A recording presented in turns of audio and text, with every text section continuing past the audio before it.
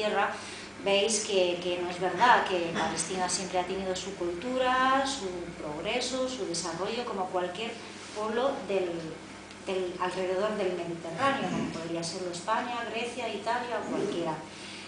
Se establece ahí, se decide establecer un hogar para los judíos y es cuando empieza la persecución de los judíos, porque los judíos por aquel entonces todavía cada uno vivía en un lugar como están los cristianos repartidos por todo el mundo, y el cristianismo nació en Palestina también, y eso no quiere decir que los cristianos reclamen a Palestina como una patria para todos los cristianos.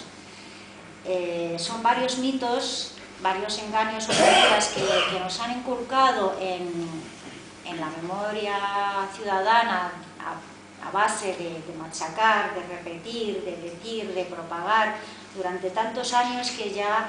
la gente se la cree. Cuando hablas con alguien en la calle de Palestina, pues la gente tiene metido en la cabeza de que no, esto es que como los judíos hace 2000 años estaban ahí, bueno, pues los cristianos también, y luego vinieron. O sea, las religiones son como capas que nos vamos poniendo. O sea, primero llega la religión judía, después la cristiana, después la musulmana, y la gente va cambiando y luego la van quitando.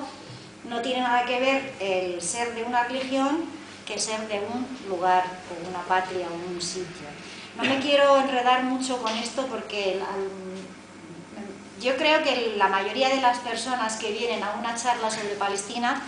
tienen muchas ideas y mucho conocimiento sobre lo que está pasando.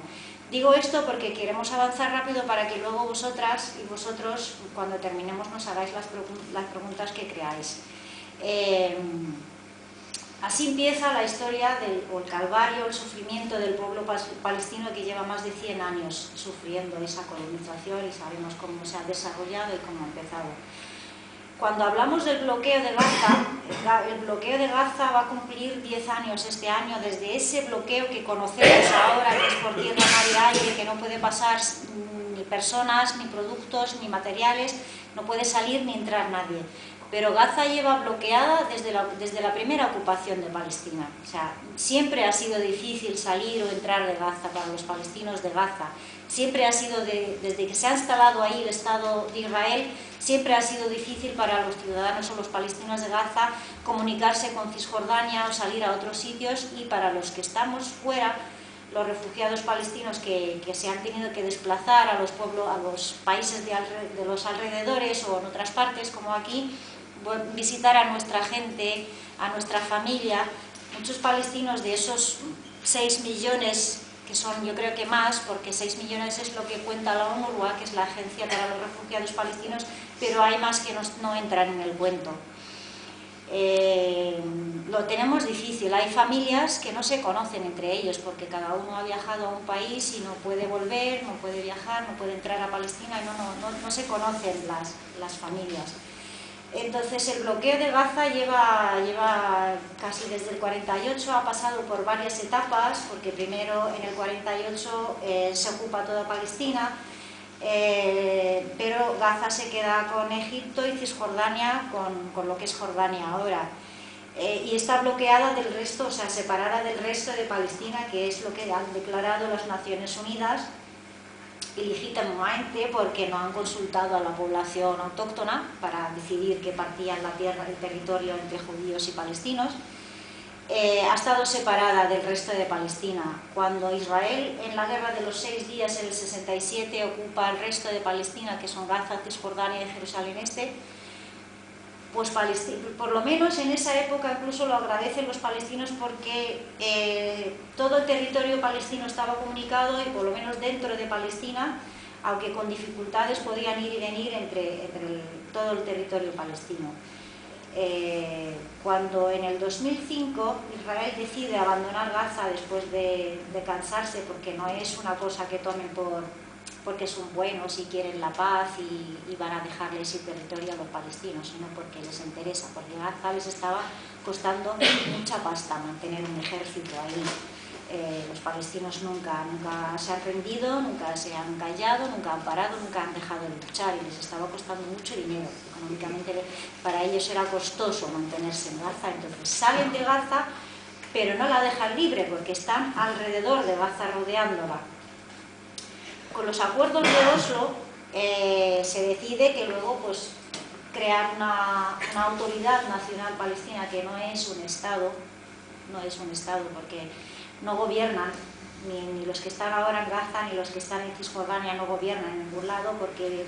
reciben las órdenes del Estado, del régimen sionista israelí. Se celebran unas elecciones y el pueblo palestino, que es consciente, que ha estado luchando siempre, que políticamente es un pueblo muy culto, ve que lo que ha gobernado hasta ahora, que es el partido Al-Fatah, que había mucha corrupción, que no hacía lo que tenía que hacer para con su pueblo, y jamás era un movimiento de resistencia, que estaba trabajando muy bien y estaba haciendo mucha obra social,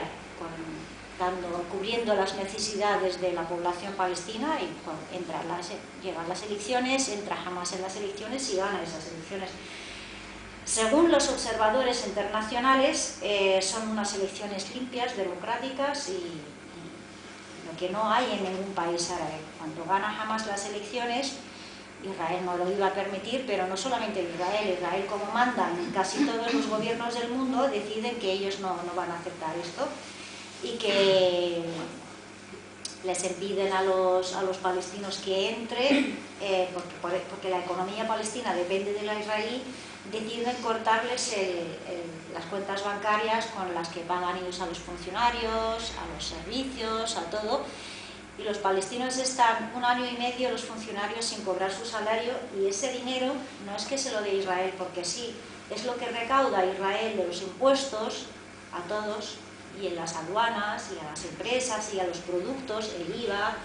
todo, lo recaudan y le dan parte a la autoridad palestina para pagar los servicios y los funcionarios que tienen. Pues deciden cortar, porque no están de acuerdo con que Hamas haya ganado las elecciones.